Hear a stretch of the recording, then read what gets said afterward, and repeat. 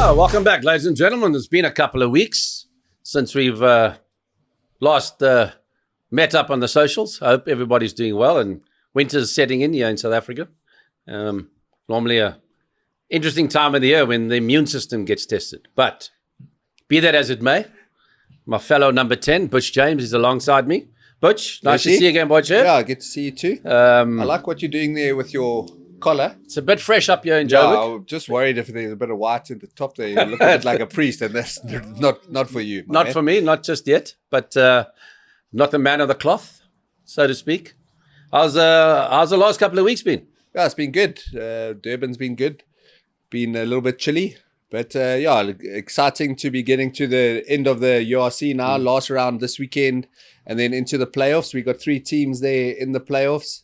I think the Bulls and the Sharks will have a home quarter, and then from there we'll see how they go. I think the Bulls actually might even qualify for a home semi, which will help them immensely with their bid. I think Leinster for me though is still too good. Herschelle, what do you think? Yeah, I think the Bulls tend to play a lot better when they can smell the smoke coming from the Braai. The Braai there, just outside the grandstand there. But it's sad to hear that the Stormers lurking there behind, but nonetheless, still the enterprising style of ruggers that they play. Yeah, and you mentioned sad. I mean, there was sad news coming out in the South African rugby fraternity this week of the passing of Cornell Hendricks. So, yeah, that was really sad. And what a great guy, first of all. And then, obviously, he was a brilliant rugby player. But really sad news, and just condolences to all his family and friends and teammates. It's really sad news. Yeah, it is sad.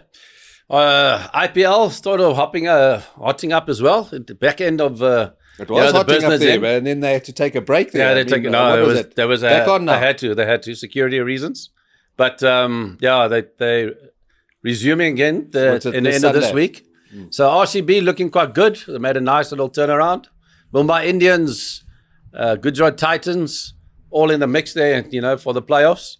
So at this stage, at the business end, So luckily, South African players have been granted early leave from the IPL, so they won't actually be in the playoffs. Those that are participating in the Test final at Lords, which begins on the 11th of June. Okay. Looking forward to that. We'll be flying the flag there.com. Yeah. So the proteaflag.com, at the home of cricket. No, that will be a great game. I saw the prize money there as well. It's proper. Jeez. You can't fault to that. You can't fault to that. I think with regards to the prize money now, the cricketers have leapfrogged the rugby players. Yeah, but definitely. But for the test incentive, most importantly, it is the pinnacle of the sport in cricket. So I think rightly so that they've increased the prize money. Yeah, and you obviously spoke about the Proteas there, so I'll just touch on the Springboks. Another alignment camp's been announced, and I think there are 8 uncapped players, but 3 of them have never been in a camp before. So it's Augustus who plays for Northampton Saints. Growing up, those players didn't really like the mosquitoes, in the bush. That's why they weren't favourites of camping. So they're new to camp. Yeah, exactly. But, exactly. We wish the debutants and the newcomers all the best. A newcomer has only played Varsity Cup. Makaza, he's coming straight from Varsity Cup into the camp, which is brilliant for him. Yeah. And then the third one is Tatuka, who's now qualified to play for South Africa. So, yeah. It's been thrown in the deep end. Hopefully he can swim. But it looks like he's built for the next level with regards to... He's a brilliant rugby player. But he's also, coming into a camp that Russie's put together. You're going to have him there pulling the strings and organising everything. And that's the squad is just an incredible bunch of guys. So, it'd be easy for those guys to slot in there. Yeah. No, can't wait to see the box. Yeah. The box on the box again. Yeah, it will be good. The world champions. Maybe even live though, Hershey. Yeah, definitely. So, I can't wait for that. So, for now, that's a little wrap for the catch-up news. Good luck to all our teams and to the Proteas. Yeah, flytheflag.com. Proteas at the home of Lords, at the home of cricket. And we look forward to... some exciting times over the next couple of weeks, especially for maybe a win over the Aussies. Oh, that'll be nice. That'll be tremendous. Butch, some quick fires heading your way, Butch. All right. Yeah, the first one. That was a quick fire, yeah. Yeah, I was going to say, there's some quick fire, yeah. Some flames. So, is it a done deal that Sasha will be the fly half for the Boks after his outstanding performances in the last 2 seasons? In the last 2 games, sorry, of the URC. Yeah, I would say, barring any injury, I would say 95%. Making the starting 10, eh? But I think he's shown how well he's played. In saying that, I think Andre's played also really nicely for Leicester. He's always stacking up the points. But I think at the moment on current form, I would say it's going to be Sasha. No fluff in the world actually playing as well as he is. Yeah, they're 2 different players altogether. Exactly. They bring their own skill set and mindset to the game. Yeah, it's quite nice to have the 2 of them in your squad. Depending on how you actually want to play. Yeah, I'm not entirely. I don't really accept a guy that, just plays like 40 minutes and comes on for 20.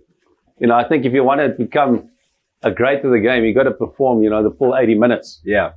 And you build up that self-belief, and you build up the confidence, especially at the top level. Yeah.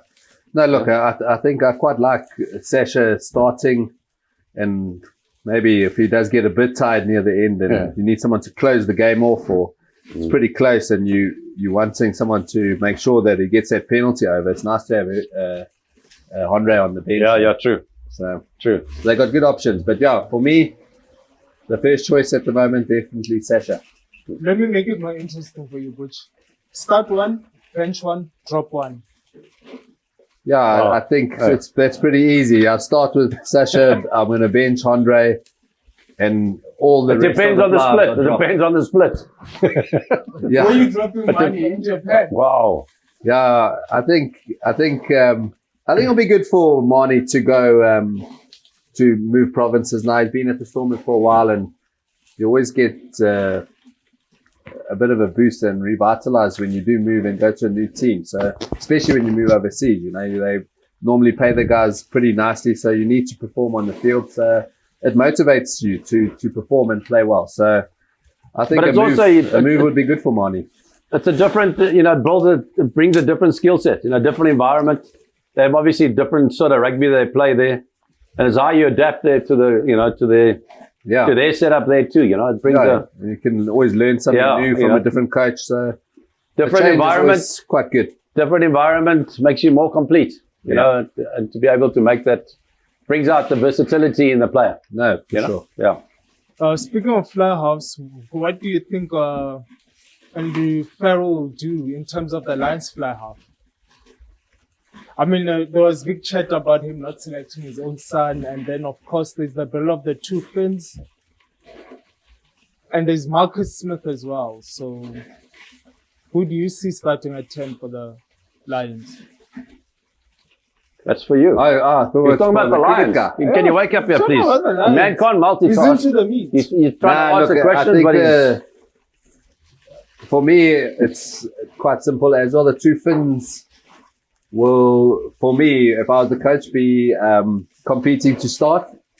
And out of the 2 Finns, I would go Finn Russell to start at 10. And I know the 2 Finns were battling it out to start, but on the bench, I would go Marcus Smith. So I think Marcus Smith, the last 20, when you're chasing a game or need some magic, I think he's the player to bring on to make a difference. So, for me, the Lions, if I was the coach, I would be starting Finn Russell and Marcus Smith would be on the bench. Can we just excuse that? It's very unlike South African. South African way, we normally braai with wood, but we'll make an exception for today. Yeah, I think we're barbecuing. We're barbecuing, yes. We're barbecuing. Yeah. Or we're cooking. G'day, mate. Put another shrimp on the barbie. As long as you guys like the meat, well done to burn, so we should be fine, yeah.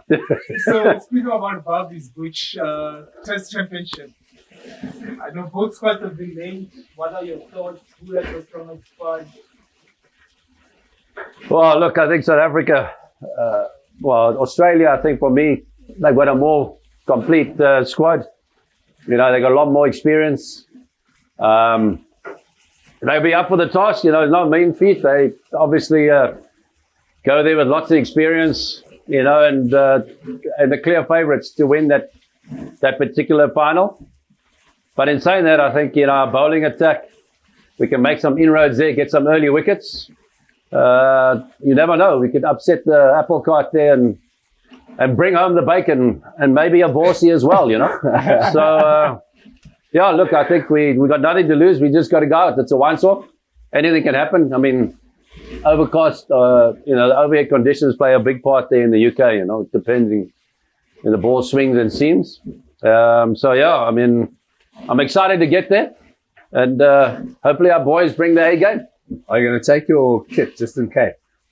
I won't be. I would love to have done the white gear again, but I will leave it for the youngsters to go and, as I said, bring home the bacon. And who's going to open for you if you were picking the? Well, I think Shukri Conrad has already said that Ryan Rickleton will open with Aidan Markram.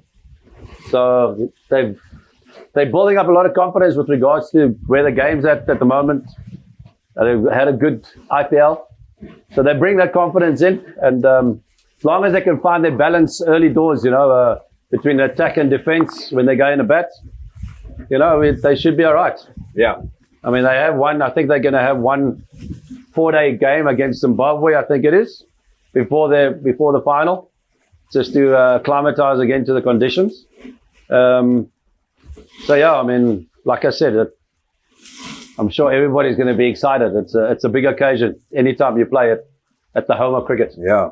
As we put another steak on the barbie. Can you tell us about your experiences playing at Lord's, Gibbs? Lord's, I managed to play 1 test match there. We only needed the 1 innings to beat England at that stage. I mean, I opened with Graham Smith and he made 277. So we made quite a monumental first total, and we never needed to bat again the second time. And so I managed to get 49 runs, South African runs. And ended up, I played on, chopped on. Man. I think after Stephen Harmison, I think it was. And then the other time I played was in the ODI game, and I managed to get 70 odd. So it's been good to you, eh? Yeah, so it's unfortunate that I only had the 1 test match. It would have been nice to get the name on the old honours board at the home of cricket, but wasn't to be. But the main thing was that we ended up winning the test match there, and celebrations. Was it a Braai? Was rather large. Cool. Which one asked, did you play in the 2009 British and Irish series? No, I did not play. I throughout my career I had a few knee injuries, and 2008 I was playing for Bath. I think it was one of our last games of the season, and I tore my ACL again. So that it was end of 2008, early 2009, and that ruled me out for the year. So but in saying that, I think everything happens for a reason. So with my injury, in came Mornay Steyn, and the rest is history. The rest is history. I mean, if I was on that field, there's no ways I was kicking that penalty. So everything worked out for the better. Also, just by the by, for the up and coming or aspiring young cricketers out there, more incentive to get to Lords, the home of cricket, simply because it's the only ground in the world where when you play a 4-day match or you play a test match, they actually have a 3-course menu.